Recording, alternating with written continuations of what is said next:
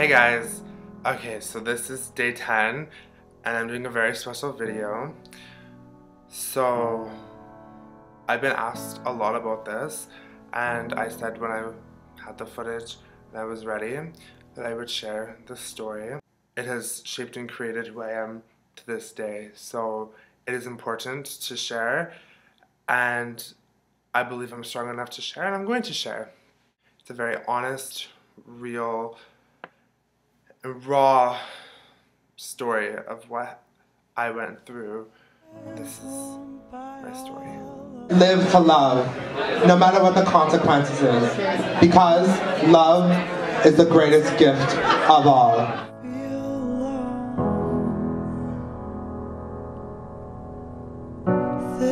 This is a place where I feel.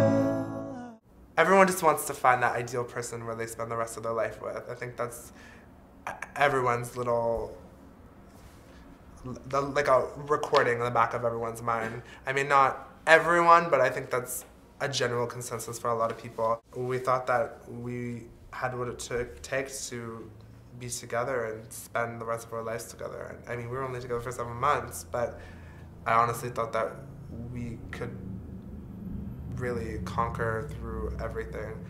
Always fought, always fought, always fought. For you, for me, until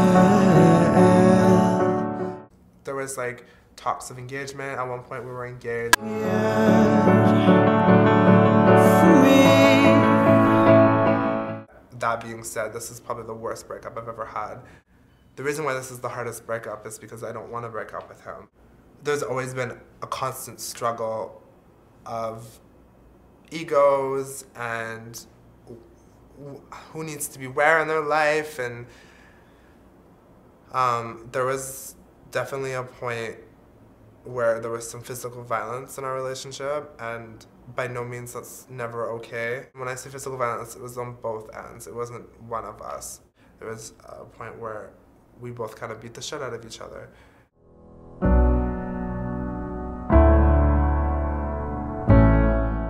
When I first started dating him, he got me into a lot of partying. Out in the garden where we play. I used to party, but not, I mean, partying as in there was drugs and there was all this and that and all these raves and all these like, things, so much alcohol, and I wasn't really that big of a partier before, and that's when all the fighting would happen, obviously, like that's a common thing as well. So the last fight, we had one out, I said one thing to him and he freaked out, and then you know, when you're already that drunk, as soon as something just gets you a little over the edge, you know, you get angry, and it's really hard to get someone who's really intoxicated out of that state. So we're both getting upset, and he ended up leaving. I ended up coming back to the apartment. We ended up getting into a screaming match. Climb the tree to see the world. And at one point I'm like, please don't slam anything because I'm on the lease, and if we are breaking up, I'm gonna get kicked out. And he kept slamming things just to piss me off because that's what he does. And I grabbed him and I pinned him onto the bed and I said, don't fucking do this. You're gonna get me evicted. And then something else happened, and at one point I pinned him down again and I slapped him in the face 4 times. And violence is not okay, and I 100% know that, and there's no justification for it. It never should get to that point. So I realized that I needed to break up with him.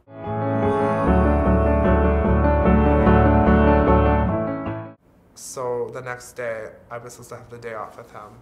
I woke him up to tell him that I was going to work. I was thinking, if we are breaking up, I need to go to work, I need to figure out money, I need to make sure that I can do this financially because I need to pay rent, I need to take care of myself. And he started screaming at me, shut the fuck up, shut the fuck up. I don't want to hear it, you have nothing to say, we don't need to talk, get out of my face, leave me alone. And I wasn't yelling at him, and he was screaming at me, and I was like, okay. You're a horrible person, you're just like my ex, you're the same person, you're a horrible person, you're a horrible person. I'm like, I'm not a horrible person, I'm not your ex. Stop talking to me, shut the fuck up. He kept saying the same thing, screaming at me, and then I'm like, stop yelling. Stop, you don't need to yell. And then I got upset and I started yelling back. He's like, now you're a hypocrite, now you're a hypocrite. And I snapped. So I went over to the closet and I started grabbing his clothing. I'm like, you know what? You're gonna leave right now. He's like, no, I live here too. I'm like, actually, I'm on the lease and I'm done and we're fighting and I'm not doing this anymore. I'm not fucking playing these games. So I started throwing his clothing towards the door and I was like, I'm gonna fucking pack your shit and you're gonna leave. I'm done. You have somewhere to go. I don't. Get the fuck out. And then he said, yeah, you wanna see what happens if you do that again? He left the room. I heard him go into the kitchen. He came back with a knife. And he started pointing it in my face. And he said, yeah, you wanna see what happens when you fucking touch my shit? And I'm like, I'm not scared of you. I'm not scared. You're like, don't do that. You're being silly, you're being crazy, whatever I said. And he was like, yeah, and he's like, cornering me, you're not scared. All I remember is him grabbing my hair and wrapping his arm around my neck and putting the knife to my neck. And then he said, are you scared yet? Are you scared yet? And I just remember feeling the blade against my neck.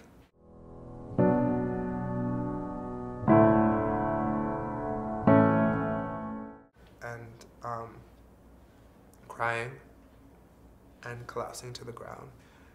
And I've never been in a situation like that before, and I love him more than anything, and I never thought that he would do something like that. I mean, if he even decided to thrust it even a little bit, if he decided to cut my neck, it could have killed me. I think that that's really scary, and I don't know how you could say you love someone and want to do that. He left, he came back, and then he was like, can we cuddle? And I was like, I don't understand how you can go from being so angry and wanting to cause me physical pain and then wanting to cuddle me and wanting to be affectionate. I've talked to him since, and in his mind, I have no reason to be more angry or upset or scared of him than he is of me, that we're in the same spot, that what he did is just as bad as what I did. And he said in his mind, what he told me, he's like, well, I didn't actually put hands on you. I actually didn't hurt you physically. You actually assaulted me. I didn't actually do anything except threatened you. I'm like, no, actually you put a weapon to my neck. No, I didn't do anything. You actually hurt me. You're the one that needs therapy. You're a problem. You're fucked up. You're this, you're that. I've never loved anyone as much as I've loved him. But after what I've just explained, I mean, how can you entertain remaining in a relationship with someone when clearly they are hurting and that they need help? And maybe I need help. Maybe I'm not as together as I think I am. Maybe it's a bit of both, but I definitely think that there's a lot more issues going on for him that he really needs to figure out. The fact that he gets angry and then wants to cuddle, or gets angry and he's like loving, it's a little crazy. Being alone is one of my biggest fears, and I think, again, that's a big thing for a lot of people, and I think that's a big reason why people stay in abusive relationships. You almost feel ashamed that someone could be that important, that without them you feel like nothing. No one will ever understand how much it hurts.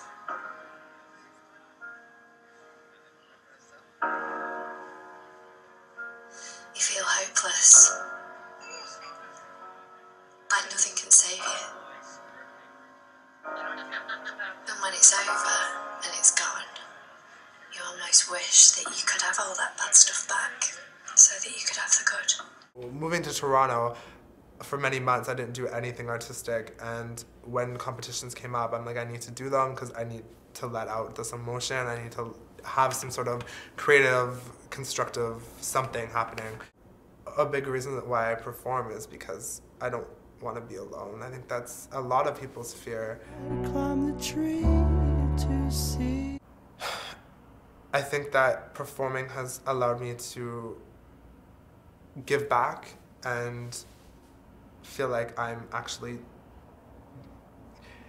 doing something opposed to taking back, like I always felt like I have been for my whole life.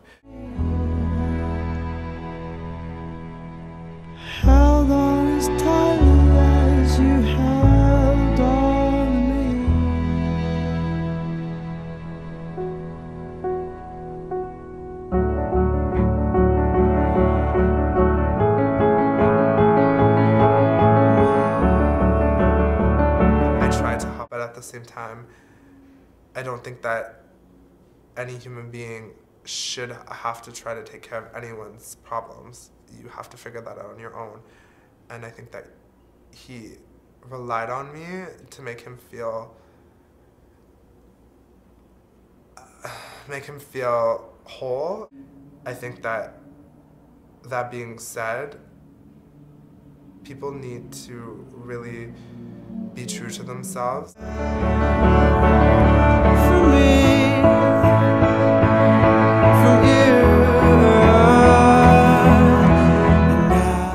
You never know when something can be taken too far, and life is too short, and as much as we want to be happy, you have to know what makes you happy.